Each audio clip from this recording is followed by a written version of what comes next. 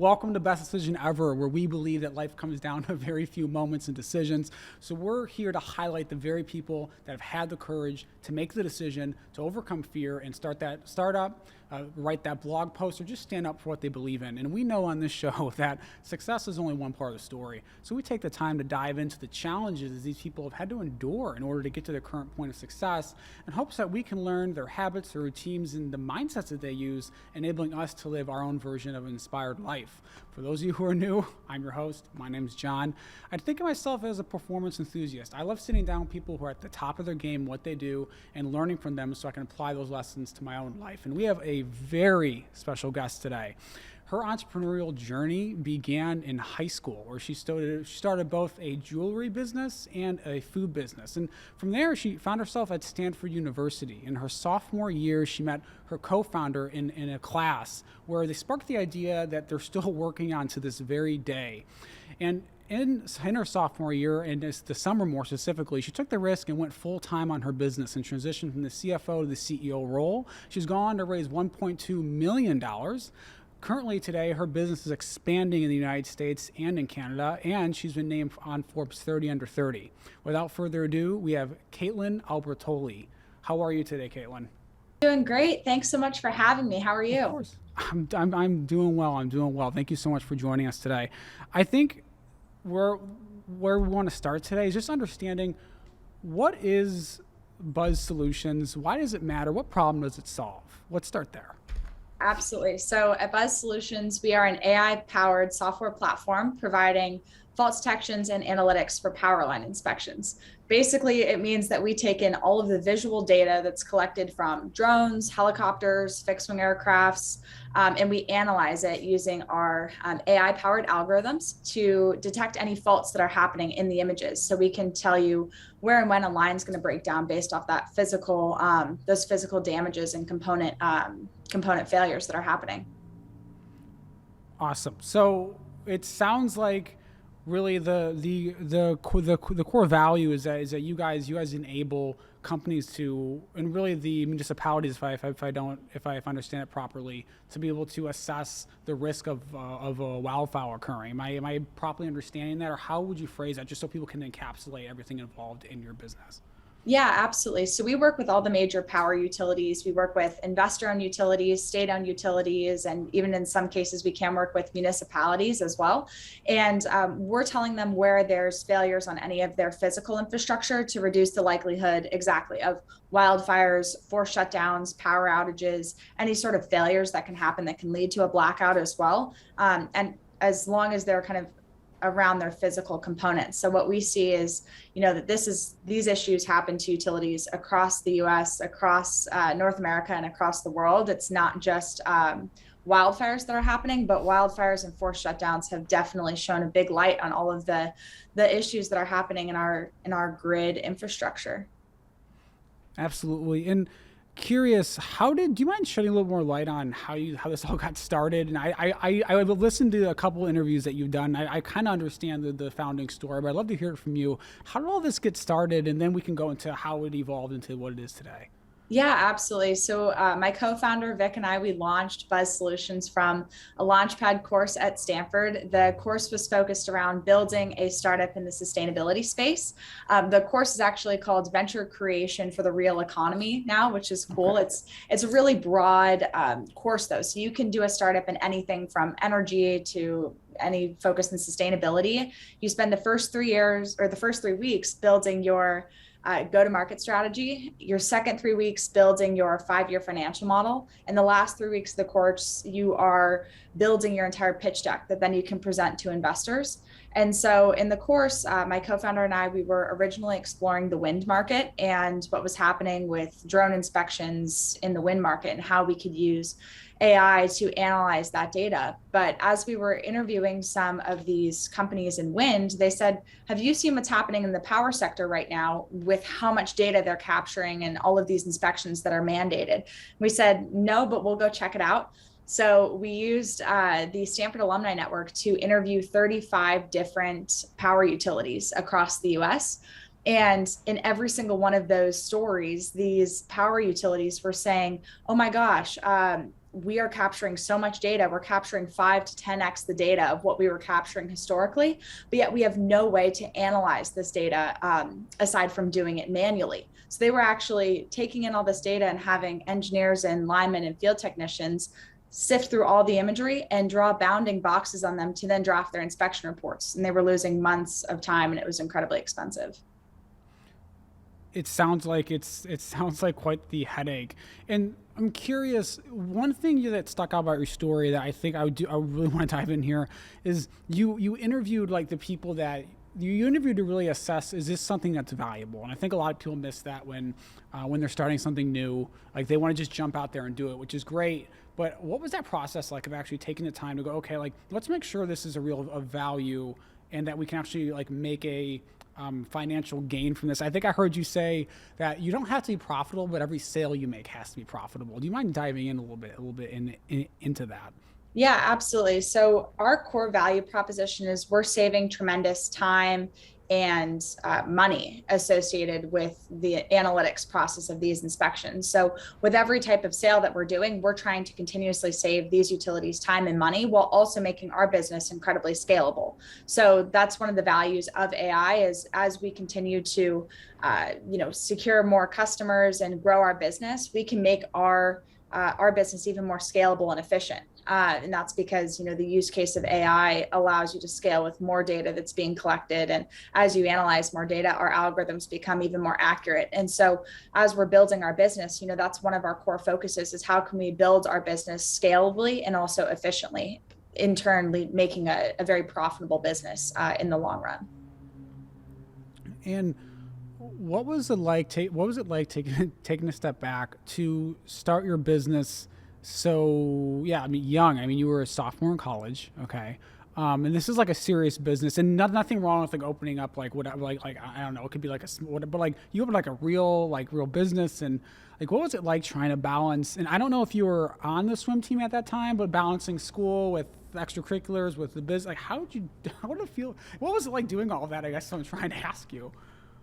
So I just retired from the Stanford swim team, and I was looking really to get involved in courses that were going to be applicable to skill sets I could take to the real world afterwards. And I didn't anticipate actually that our business would launch and that I would be working on this, almost 5 years later. That wasn't really in my mind when I entered the course, but it became very clear very early on as we were interviewing these different utilities that we had a solution that could really bring tremendous value and change to the space and have a real impact. And that was what I was so interested in. And that was what originally drew me to entrepreneurship was how can I create an impact scalably and very quickly. And that's what I love about being in the world of entrepreneurship is it's all about doing. And, you start running boots on the ground and you're really involved in the trenches, the day-to-day of creating this business. And that was something that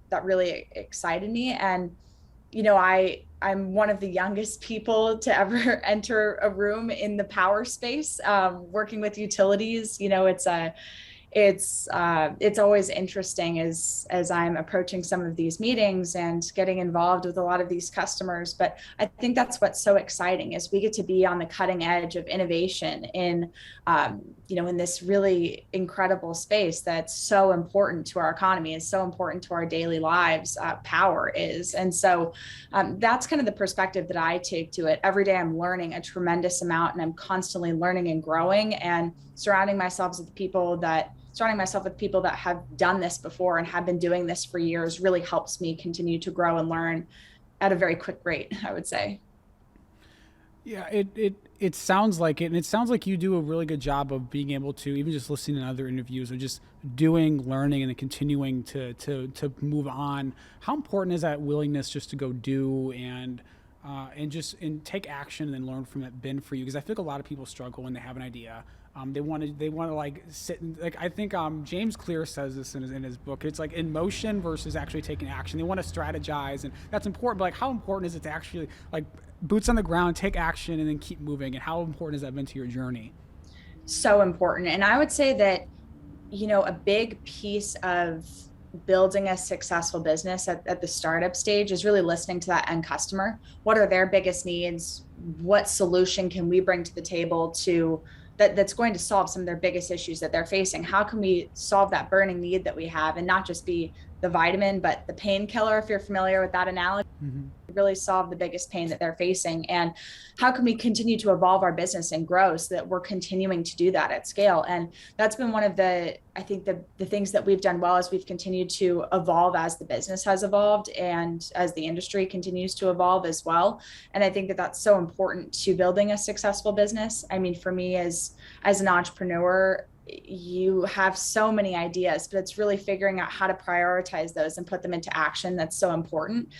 So I try and keep that at the front of my mind.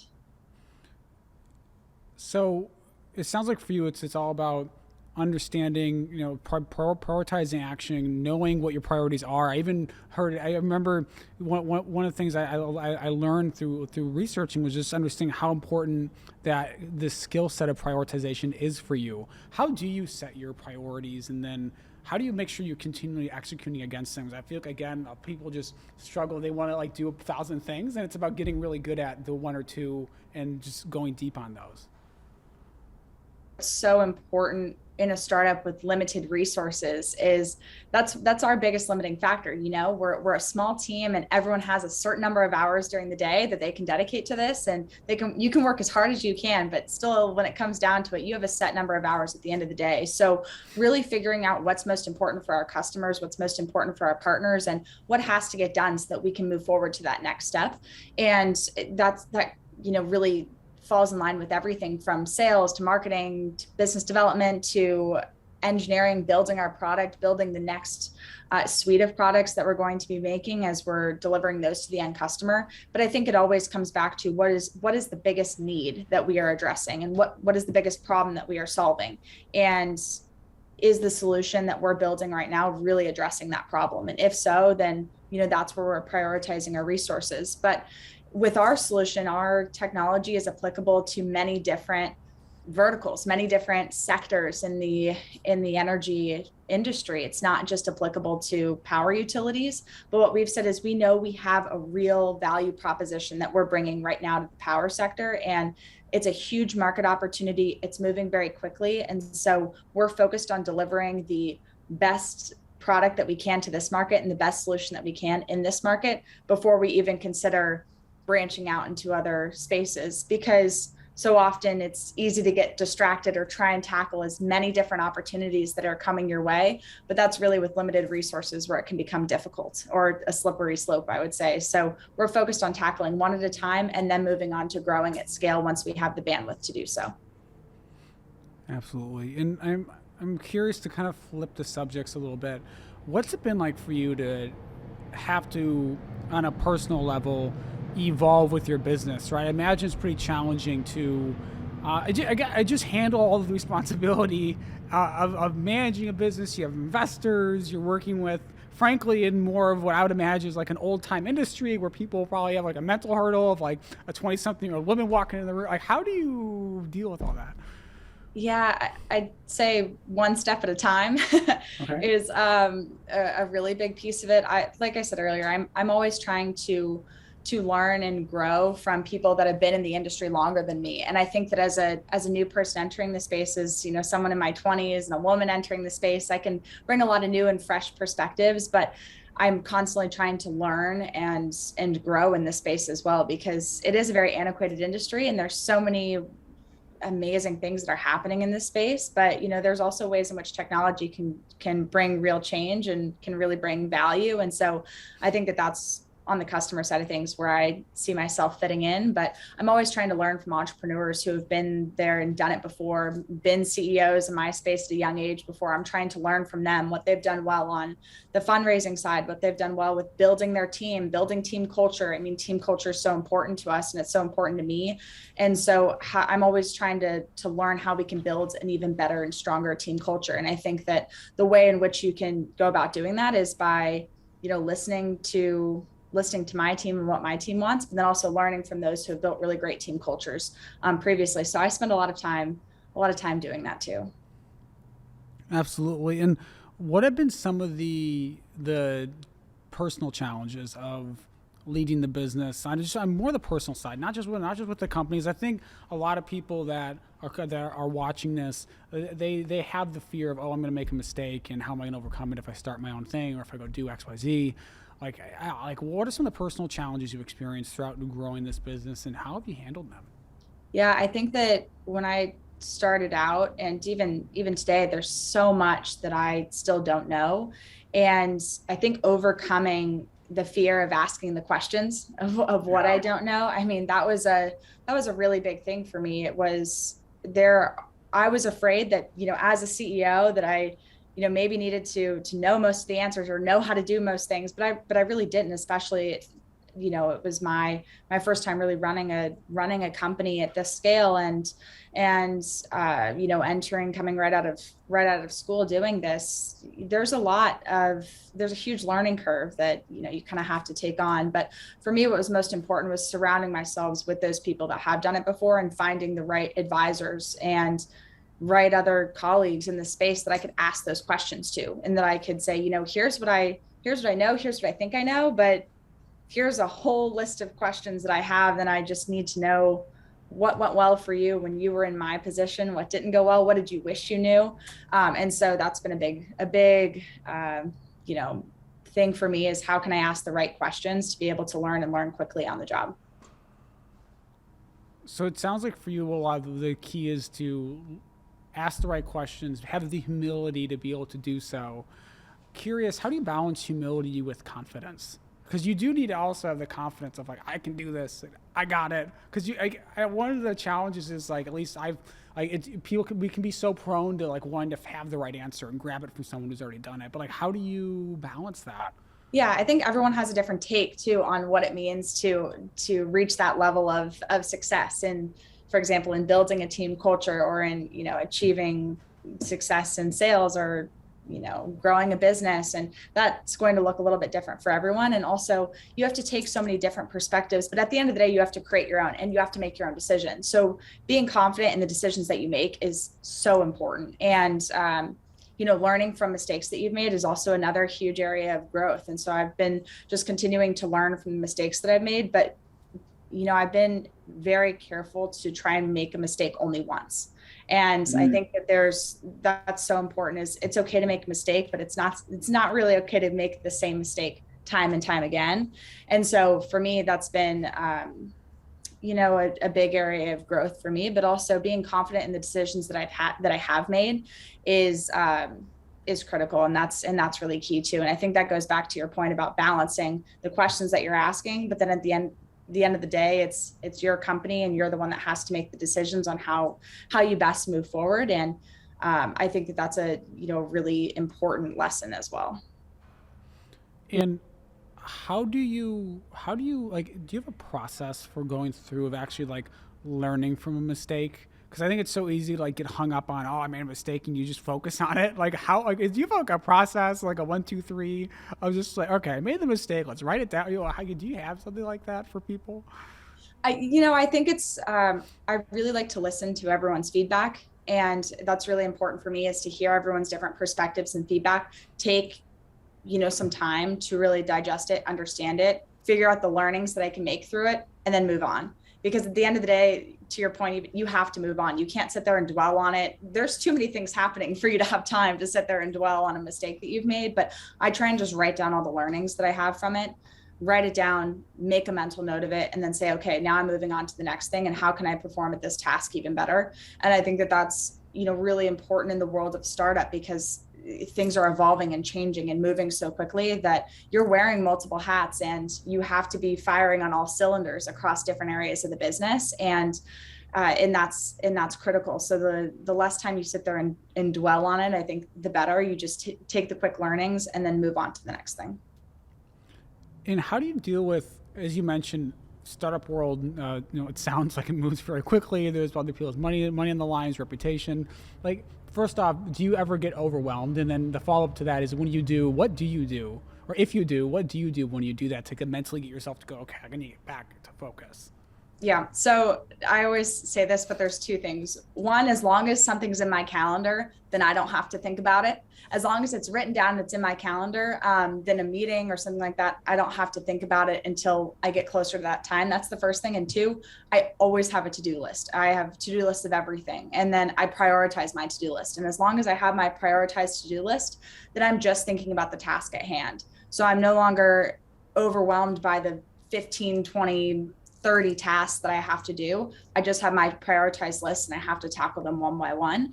And I always joke as well that I have my must do to do list and my nice to have to do list. Yeah. And Yes, the yes, must do yes. to do list are the fires that are burning, the things that have to get done today. But then there's this really great nice to have to do list that if I have a few minutes, then I can try and tackle one or two of those things as well. So I'd say that that's been a really valuable skill for me to learn over the few years is organization. Organization is key. What do you do when you don't finish your to-do list? That is the real question. Because I'm very to-do list oriented as well. I'm organized. It sounds like similar to you are. What do you do when you don't finish it? Because I think a lot of people can be hard on themselves. If like one day, and I'm gonna take my own experience. Like one day I don't finish, I'm like and you just kind of like carry. Like how do you deal with that? What do you tell yourself? Well, my nice to have to-do list, I mean, that's ongoing and it's running, but for anything that, really is a priority, I make sure that that is something that has to get done. And I make sure I finish the day with that getting done. But on anything else that's left on that to-do list, it just becomes the top of my list the next day. And that may be a simple way of doing it. But for me, I find that as long as it's just moving up the ranks of priority and it's getting closer and closer to the top and I'm just checking things off one by one, I will systematically get through it. It's just, it's not a sprint. I remember a wonderful advisor of mine early on, right after I graduated. I was working crazy amounts of time and really sacrificing in other areas of my life. And I remember he sat me down, he took me to lunch and we were talking about financial modeling. And I was, just very frantic trying to figure out all these different tasks about financial modeling and how I was going to get us to the next stage. And he sat me down, he's like, just let's take a pause. This is not a sprint. This is a marathon. This is not a sprint. So really think about it through that lens, because you want to build the best, most sustainable, successful business that you can long term, not just this month, not just today, not just this week, but long term. And a big piece of that is that you're also here in it for the long term. So, make sure that you're putting things in that perspective, that even when something doesn't get done on your today to-do list, it's okay if it rolls to the next day, but just make sure that you're getting what's most important for today done. And then everything else that you're planning for at scale, work through that systematically, because this is a journey. It's not just a sprint for today or this week, which I thought was helpful. It sounds like wisdom. How do you get yourself to remember that of, okay, like I have to be, like you have to focus on what Gary Vee would call the micro, okay, but also keeping like the macro vision. How do you balance both of those? And like what is your approach to doing so? I think setting aside time is really important, and dedicating specific time to looking at the long-term vision and the large-scale vision, and constantly checking back in with that plan of that, not just the month plan or the year plan, but really my 3 to 5 year plan. And that's something that my co-founder and I do often, is we set aside time to really focus on the long term and the big picture. And I think that that's so important, because companies can continue to evolve and things are happening so quickly on a day-to-day basis that you can often lose sight of that large scale long-term vision if you don't really set aside time to continually be checking back in with that. So just being intentional about setting that time aside is something that we found to be really useful. And how do you handle needing to just be very quick in the day-to-day and keeping that perspective of, okay, I need to be sustainable for my own emotional, may I go there, spiritual, physical health? How do you do that? Because I'm sure there are a lot of demands, and it's something that I know, at least for myself, selfishly, I would like to hear the answer to, because I know there are probably a lot of people that have a hard time with that. Yeah, I think setting aside time for balance is really important. And I guess that goes back to what I was saying earlier about scheduling in that time. But I find that that's really important is I set aside time to do things that help me refocus and help me come back to center and just almost have a reset button. Something that in my free time I love to do is paddleboard. Oh, Paddleboarding, nice. especially a sunset paddleboard, is one of my favorite things. And if you couldn't tell by my background, or people who know me know how much I love a good sunset, and it's just my time to really just like breathe, relax, and appreciate the day that I have. And so if I can take just even 30 minutes, 45 minutes just to go do that, that's been really valuable for me. And it's just a great reset button. And how do you think about creating a support system for yourself, especially for the long term, for sustainability? I mean, again, I imagine there's a lot of ups and downs with starting a company and building it. Who's your support system? How do you go about making that intentionally, if at all? Yeah, I'd say, my friends, my family are incredibly supportive of the work that I do, the inconsistency of my schedule, which I know can be incredibly difficult at times for people to manage when they're trying to plan around a schedule. And so I'm very fortunate and very grateful for the people that I have in my life that are so supportive and are so understanding of kind of the lifestyle of what it's like to live in the world of entrepreneurship. But it's just been a great opportunity since I'd say even since COVID started. COVID had a lot of blessings in disguise, I would say, for bringing me back to Southern California, which is where I am right now, and to the people that I may have lost touch with for a few years. And it's been a great chance to be around so many people that are just really great support system for me. And so I'm super fortunate with that. Absolutely. And what do you think is the hardest thing that as a founder or CEO that people just don't understand about your role? Ooh, that's a good question. I spend a lot of my time wearing wearing multiple hats and doing so many different tasks on a daily basis that are outside of the scope of a typical, I guess you would say, CEO or founder, whatever it may be. But really, I'm touching in so many areas of the business, and that's one of the things I love about it. Actually, is every day is so incredibly different. I don't have a typical schedule of doing the same tasks every day. It's constantly evolving and changing, and I'm in so many different meeting types, and I love that. I think that that's awesome. But there's no task that's too big or too small to do and to accomplish in a day. And so um, it's a pretty great experience and a pretty great position to be able to have. So that gets me curious. Then, what drives you to want to go and have this role, which is, yeah, which is, again, it's a lot. It can be a lot of pressure. It's a lot of responsibility, a lot of day in, day out. Like what motivates you?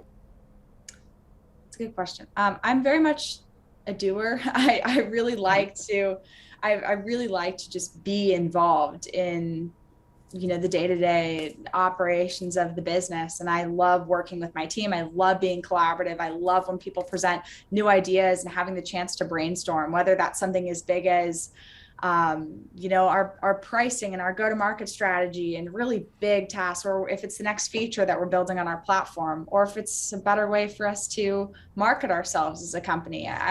I just love sitting down and having brainstorming sessions and hearing people's different perspectives and ideas. And so I would say, the ability for me to show up every day to be there for my team is really important to me. And I think that the company runs because we have such an incredible team of people that show up every day with their passions and their ideas and with their work ethic. And it just motivates me to show up every day and be the best version of myself too, to show up for them, to show up for our customers, our investors, and really for the company. And what have been some of the biggest hurdles that you've had to overcome so far in the years that you've been running this business and growing it? That's a great question. For a while, I'd say probably for over the first 2 years of the company, we were bootstrapping, and we'd secured a grant and we'd secured a small amount of funding through an accelerator that we were a part of both in our first year. And then we really had to be creative on ways to bootstrap. And so I, as a founder, I was one of the last people to be put on the payroll, and I was just showing up every day just for the passion and about the problem that we were solving and about the business. And I think one of the biggest hurdles for us was raising our first round of funding. I mean, that was a really big challenge for us, but it was also really exciting. And, as founders, your whole goal is to help the company reach the next level. Your goal is to help the company scale to that next level of success. But once you bring in your first few employees, I mean, you're employing people, and that's something that's so exciting. But it's also comes with a big level of stress and pressure, and making sure the company succeeds and grows to that next level was a really big hurdle for us to overcome, especially with that first round of funding. And so once we finally reached that stage, it was a really exciting point of growth for us, because we'd met that threshold. Now we were on to the next challenge we were looking to tackle. But I would say that was probably the first big one that we had, and it was a really great feeling once we did raise that first round. How do you mentally handle that, especially, and you can go specifically of just employing other people, but also just in general of handling that pressure? Because it's probably not for everyone, right? How do you handle that? I think by compartmentalizing is really important, focusing on it in the moment when it's really important and dedicating 110% of my effort to it has been critical for me. Not to say that I don't have, that's one of the things that keeps me up at night, every night, is just, really that I guess you would say that stress, but it's also, that's a big part of it. And that's a big part of being, in a company where you're employing so many people. That's, I guess, one of the biggest stresses. But at the same time, it's also what motivates you to keep going.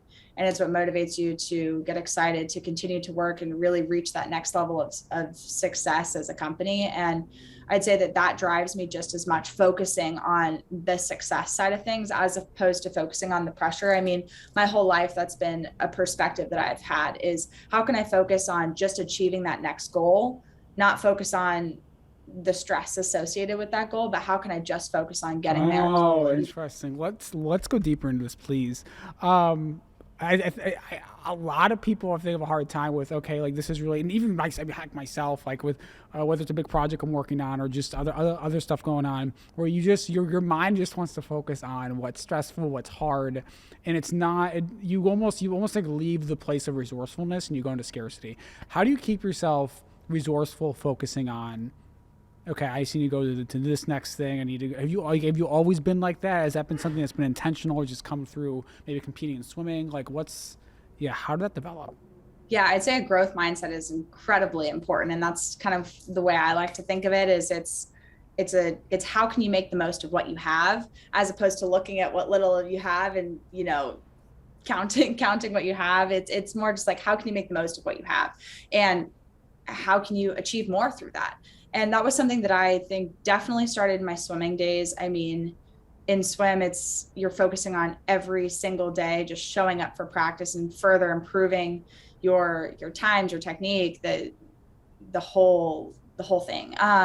But then, you get into race time, it's all about performing. You have one shot. And for me, I was a sprint freestyler. So maybe that's even part of where it comes from. I swam the 50, 100, 200 free, but you have no time for error in a 50 freestyle. It's, in a long course 50 freestyle, it's maybe 25 seconds. Everything has to be perfect, from technique to the time you breathed, where you breathe, and exactly every stroke. And so I would visualize the perfect race every single time. And it's the same thing I think that's translated into the company. Is I'm thinking about every day showing up, growing towards that goal that we have. But when you have to step up and perform, you're just focused on how can we have the best outcome possible every single time and make that repeatable at scale. And so that's been something that's definitely translated from when I was younger into sports and then into my career, and something I really want to carry going forward, because it's so easy to get spooked by all the other distractions and stresses and pressures that you have in your life, but that's not going to really help you achieve that end goal at the end of the day. So just focusing on that's been important. Do you think that that can be learned? Like, what do you say to the person right now watching that's like, man, I really struggle with anxiety or pressure or whatever.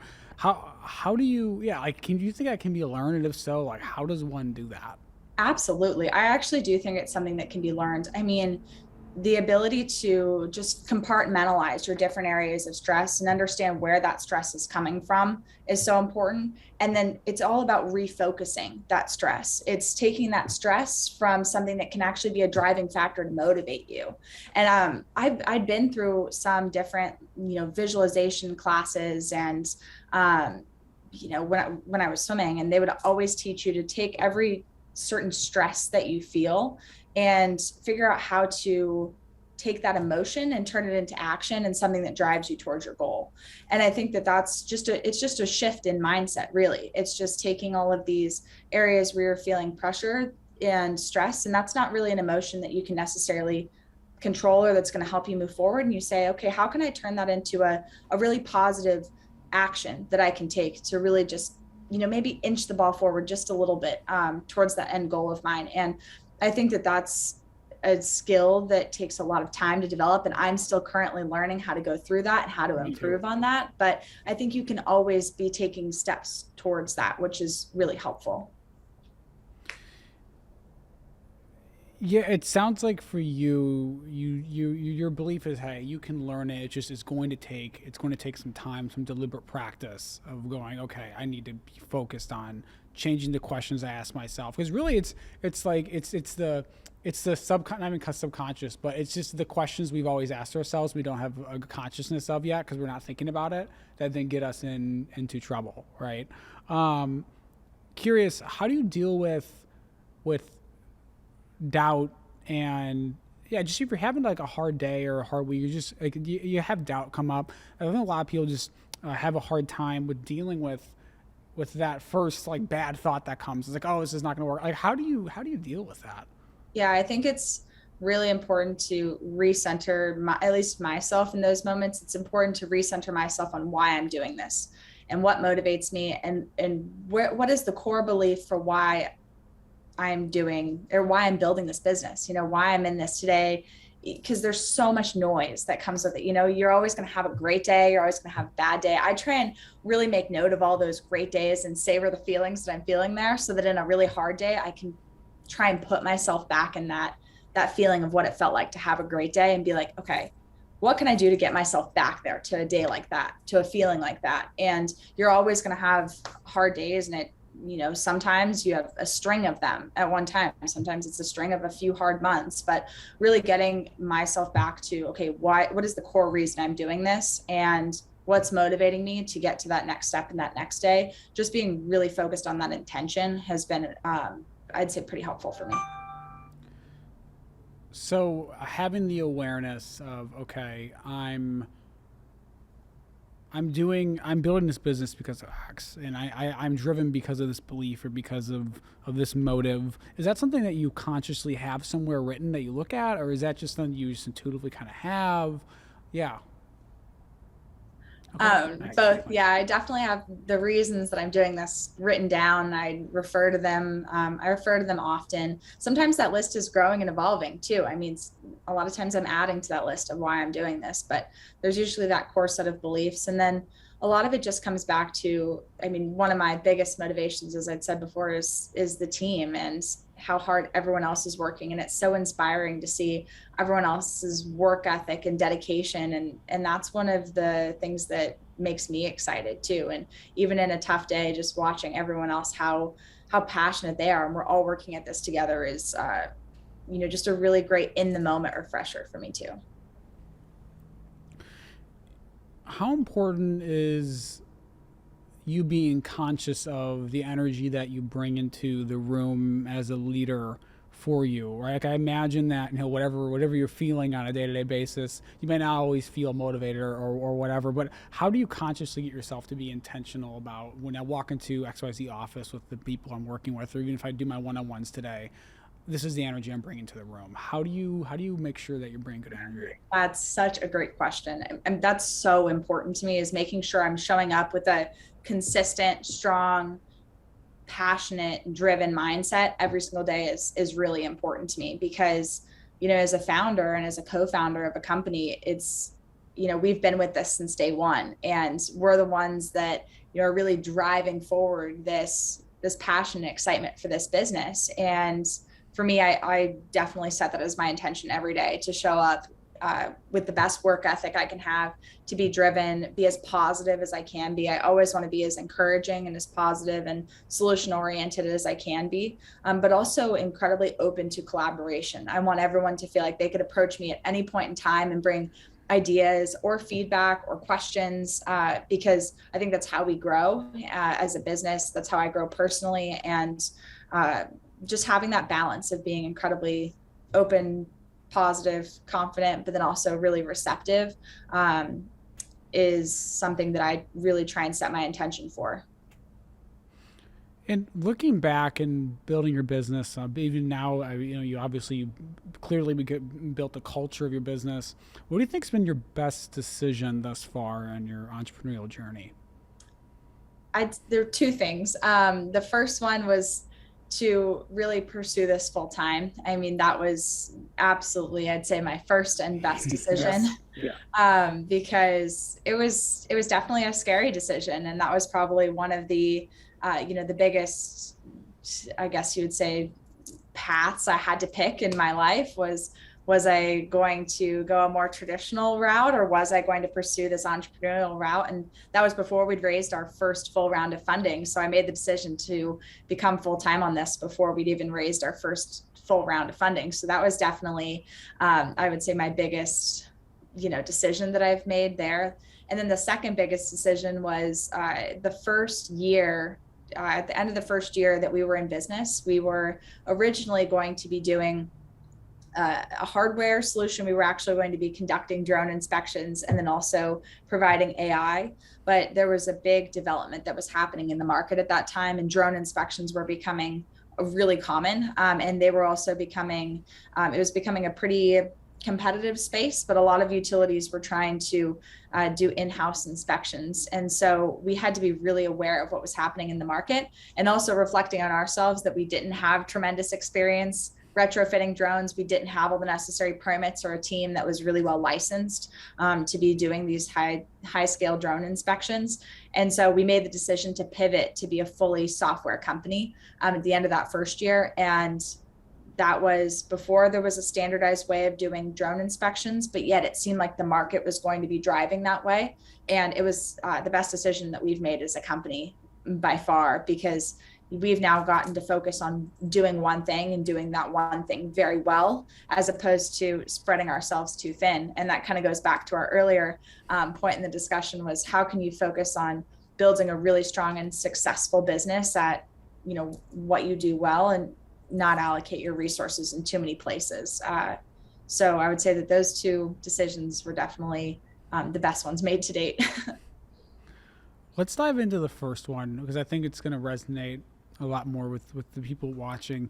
What was the decision like for you or rather, what was it like for you emotionally to make that choice to go full time in something that is not as structures? I think is this debate a lot of people are making. Do I go work in the finance industry, or go, do software or sales or whatever, go work for a software company, or do I go do my own thing? Right. And how did you think through that? What were some of the emotions that you had to deal with? Yeah, that's another great question. So my junior summer, I interned with a company in a bank, and I was doing finance, and that was something that really excited me. And that was the role I always thought I was going to take, was something in finance. And that was really interesting to me. And that was definitely the path that I was on. But when they hired me for that summer internship, I had told them during the interview process that I was working on this startup and that I was, really excited about it, but it was in the super early days, and I I didn't know if it was going to pan out. So I wanted to chase this dream of being in finance while I had the opportunity. And throughout that summer, I continued to work in the finance role, and was also working on Buzz, working on the startup. And I just felt myself being drawn in a lot of ways to the work that I was doing and the impact that I was having in the startup. And it was definitely, way less structured. To your point, it didn't have a lot of structure, but I was so driven every day to work on it as much as I can. And that continued throughout my senior year. And then I made the decision in April, right before I graduated, to pursue working on BuzzSolutions full time. And I remember making the call to the team at the bank, and I said, I need to work on my company right now. This is an opportunity of a lifetime, and I think we're solving a real problem here, that it's a real issue, and I think we can enact some real change. And they told me on the phone, they said, we're really proud of you for doing that, and we think that you'll be a great fit in that role. And they were incredibly supportive. And I remember my biggest fear was telling them. I was saying, oh my gosh, I'm turning down this great opportunity, and this may be the biggest mistake that I could ever make. And hearing their reassurance saying, no, we know that you're going to do this, and you're going to do this well, and this is the right path for you, was actually really reassuring. Because then when I started doing the day-to-day of working on my startup full time, building a team, I realized that this was definitely my calling. Like, this is definitely where I need to be, because I'm willing to give it 110% to try and grow it to the next level, but also try and learn throughout the entire process. And the world of entrepreneurship has just given me such an ability to work on something that can create real change in a short amount of time. And that's what motivates me, and that's what excites me. And I'll always be, I think, really grateful for that feedback that they gave me, the bank gave me in that call, because that was definitely a pivotal moment for me, was deciding between the two career paths. And so I say that, even though I was incredibly young entering the space and I didn't have years of experience, I don't think you're ever too young. I think that you just have to be like a sponge and really soak it all up and learn super quickly and absorb as much information as you can to grow your best business, because there's never going to be a perfect time to go out and, maybe start that company or leave your job. But if you have the vision, you have the passion, you have something that you think you can create a real change with, then I think you should go do it. I love that. And I that takes a lot of courage for people to go do. What was it like for you with your parents, and just like taking this alternative route, and friends, and trying to explain? I think I even saw, maybe it was on your social or something, and correct me if I'm wrong, as I could be. But you're referred to as the girl with the drone company, like fitting that persona, like what is that like? Yeah, like how did you deal with all with explaining what you do and like your parents? Yeah, what was that like? Yeah, my parents were incredibly supportive, and I will always be so grateful to them that they were so supportive. They said, worst case, you can always fall back on your work ethic and your ability to take this incredible experience. This is a once in a lifetime opportunity for you that you have right now to learn and grow so much as a person, and really figure out what you're made of when you don't have all the I guess you would say the supports there to really help you as you're, go take this opportunity, because it's a once in a lifetime opportunity that you have to go do this. And so they were very supportive. And yes, I also have on one of my profiles, also known as the girl with the drone company, or also known as a big utilities girl. I like the first one better, I think, but it's funny. That's what I've been known as in my friend group, because it was never a field that I really saw myself entering in at such a young age, but it was something I'd always been really passionate about. And so I've just owned it at this point, because I think that now, that's the best way to handle it. So I've been really grateful that everyone's made some, funny jokes at me, but has supported me throughout this journey. I love it. I love it. I love it. A couple more questions before we wrap up. What books would you gift to a close friend, or just someone you care about? Oh, that's a great question. Well, I just read this really good book called Profit First about creating a very profitable business, which I thought was super interesting. Just about building a profitable business and starting with that mindset of being profitable, and thought that was just a great perspective. But Crossing the Chasm is a fabulous book. I I've mean, heard that of was that one. Okay, yeah, Crossing the Chasm. Yeah. a great book. That was one of the first books that was recommended to me in the first entrepreneurship course I took freshman year, and I read through that book and just absorbed all of it. I thought it was a great book. And then another one's called Pitch Anything. That's another great book about sales too. So there's just, I mean, so many different books. But I would say that was actually one of the biggest values that I had right after I graduated and was trying to learn so much about raising capital. Aside from talking to people, I just listened to a bunch of Audible books, and Audible books are a great thing to do while you can multitask and be doing other activities, but by listening to books, and you can pick up a lot from those and other people's experiences in books as well. Common theme for you, constantly learning. That's awesome. Okay, before we ask the final question, where can people find you? Where can they learn more about Buzz? Yeah, what's going on? Yeah, are you hiring? Yes, we are absolutely hiring. We're hiring for about 6 different positions right now. So definitely check out some of our open roles. The best way to learn more about Buzz is on our website. It's buzzsolutions.co. That's just Okay. .co, and Buzz is BUZZ Solutions. So our careers page is on there. We also have a ton more information about Buzz. You can also look at us on LinkedIn. Buzz Solutions Inc. is our LinkedIn, and we're constantly posting about the latest and greatest. And then we also write a blog as well, where we talk about the market, and different team members of ours write about what it's like to be a part of a startup. And so we try and keep up with that too. Awesome. So, final question: what? And you've already kind of mentioned it, but I'm gonna ask it again.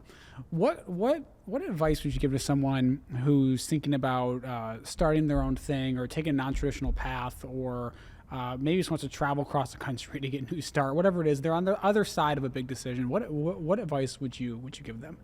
That's a great question. Yeah, and I feel like some of my points on it we've already touched on a little bit, but I would definitely say that you're not ever too young. If you have the right passion for it, and you have an idea, and you've spoken to your end customer, and it seems to be a real need that you're solving for them, you're not ever too young to chase after an entrepreneurial dream. And I think that there's so many skill sets that you can develop along the way, but you can't teach passion. You can't teach someone to have a passion or a dream, or the desire to go chase after it. Those aren't skills you can teach. And so if you have those, and you have a real vision idea, and you're starting to see some other customers maybe really excited about your solution, then I think that it's absolutely something you should do, because you learn so much through doing it. And so even if your startup doesn't pan out or it doesn't succeed, you're not walking away empty-handed. I mean, the common line in the entrepreneurial world is